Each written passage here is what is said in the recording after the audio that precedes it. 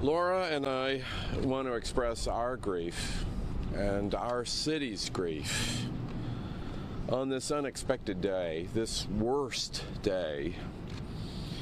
But let us love each other and support each other and hug each other and pray for each other and pray for our families.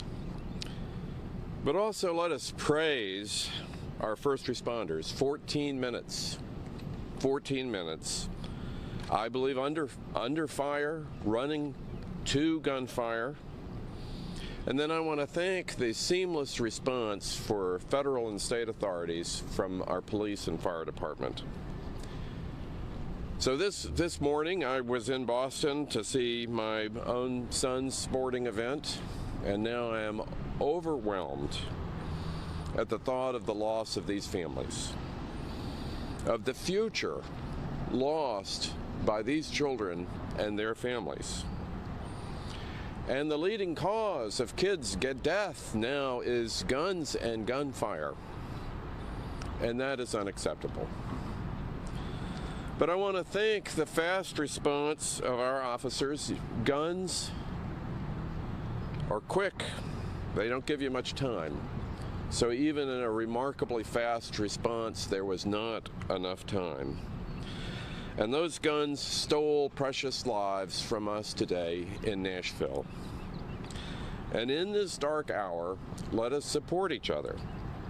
Let us go and hug our children a little bit closer tonight. And thank you all for being here, and I want to ask Chief Drake to come and give us an update. Thank you, Mayor Cooper. Again, thank you all for being here. Just an update from today's press conference. We've identified the shooter as Audrey Hale, a 28-year-old female that lived in the Nashville area. We have investigations ongoing now at the residence on Brightwood Avenue. And we have made contact with the father that lived at that residence and are putting together more information. We've also determined there were maps drawn of the school in detail of surveillance, entry points, etc. We know and believe that entry was gained through shooting through one of the doors is how they actually got into the school.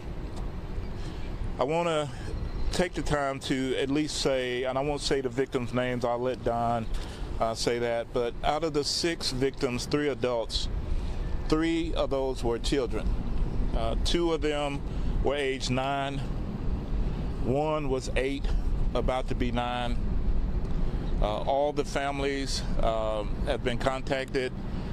The victims' families have been contacted as well. My thoughts and prayers go out to the family. When we send our kids to school or to any place of safety, we expect them to live, learn, have fun, and come back from that day's experience. We don't anticipate things like this. And I want to say thank you to our partners, to Chief Swan, to Glenn Funk, to our mayor for his support, to our federal partners.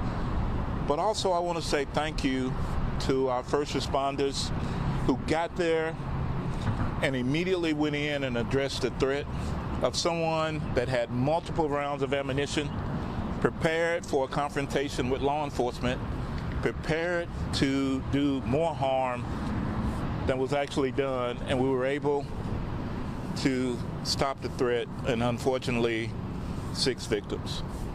So my thoughts and prayers again, but the praise go to the men and women. As I've said before, we will not wait.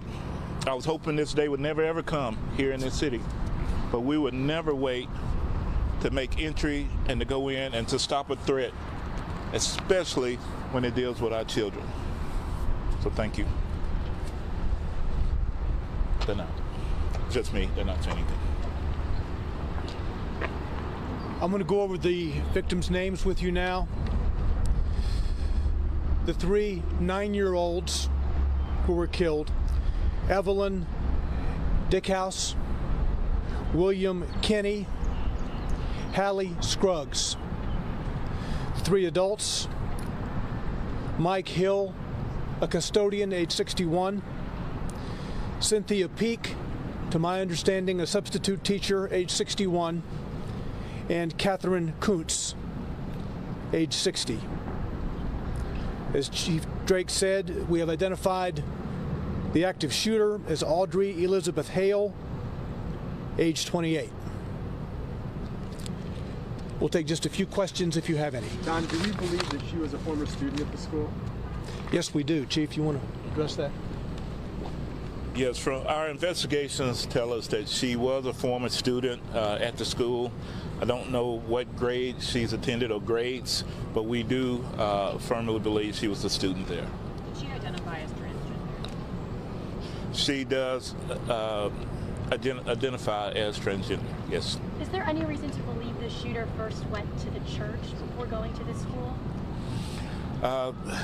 I can't give you that information. Unsure. We know that the minute the calls came in, we responded to the church, so to the school. To the school. Yeah. Yeah. Did you have was there 2 officers that went in when they first got there? Do you know how many there was when they first entered? So it was 5 officers that immediately went in and addressed. We have video that we're going to release, but you can see in the video, you can hear gunfire going on as they're in the school. They address the threat and take that threat down. And Chief, what do we know about her weapons? So we know there were 2 AR-style weapons, one a rifle, another was an AR-style pistol, and the other was a handgun. We believe 2 of those may have been obtained legally, locally here. Can you confirm that one of the adult victims, Catherine Kuntz, was head of the school? Was what? Was head of the school? There was some, I don't know her exact capacity within the school, but it was higher up in the echelon. And were any of the children victims related to any of the school staff? Unsure. I believe one may have been, but I can't confirm that. Did the shooter have any criminal history at all? No history at all. And no motive at this point? Anything discovered in the apartment or house? No, we have a manifesto. We have some writings that we're going over that pertain to this day, the actual incident. We have a map drawn out of how this was all going to take place. There's right now a theory of that we may be able to talk about later, but it's not confirmed, and so we'll put that out as soon as we can. And Chief, is there any reason to believe that how she identifies with white? I'm sorry, I knocked someone's mic over. I didn't hear you. Say that again, sir. Is there any reason to believe that how she identifies has any motive for targeting the school? We can give you that at a later time. There is some theory to that. We're investigating all the leads, and once we know exactly, we'll let you know. So was this a targeted attack? It was. Do we know about a history of mental illness? Man or woman? Don't know any history of mental illness at this time, but we are looking at that as the investigation is ongoing. And I'm sorry. She identifies as a transgender man or woman? Woman. Was this the only school that was targeted? It was the only school that was targeted. There was another location that was mentioned, but because of a threat assessment by the suspect, too much security, they decided not to. And that area was here in Nashville, so we're continuing with that investigation as well. Right now, we believe it's a lone assailant, and we don't anticipate any further damage at this time, but we're still investigating. This Brightwood address, she lived there with her parents? Or? Yes. Okay. Yes. Mm-hmm. Okay. Thank you. So the scene is going to be processed throughout the night, probably into tomorrow. This is an extensive scene. As you know, she entered the building, which is one structure. The church and the school are in one building. She entered on the lower floor. There were shots fired on the lower floor before she went to the upper level, and it was on the upper level where she was confronted by police and killed. So understand the scene processing will take place over at least 2 days, today and tomorrow. And we'll have more details for you, including the release of video, perhaps tonight, but if not tonight, certainly tomorrow. Thank you. Thank you, Don.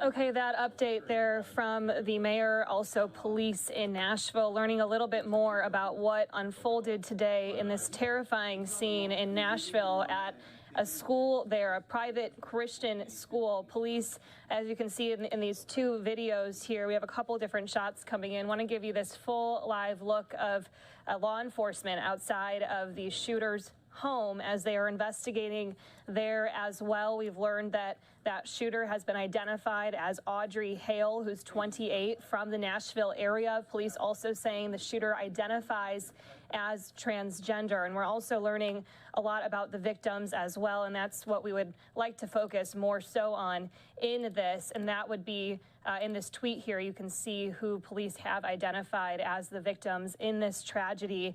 That includes 3 students who the tweet says are all 9. However, the police chief at one point had said that one of those kids was actually 8, about to turn 9. So a little unclear there if they were all 9 or if one was about to turn 9.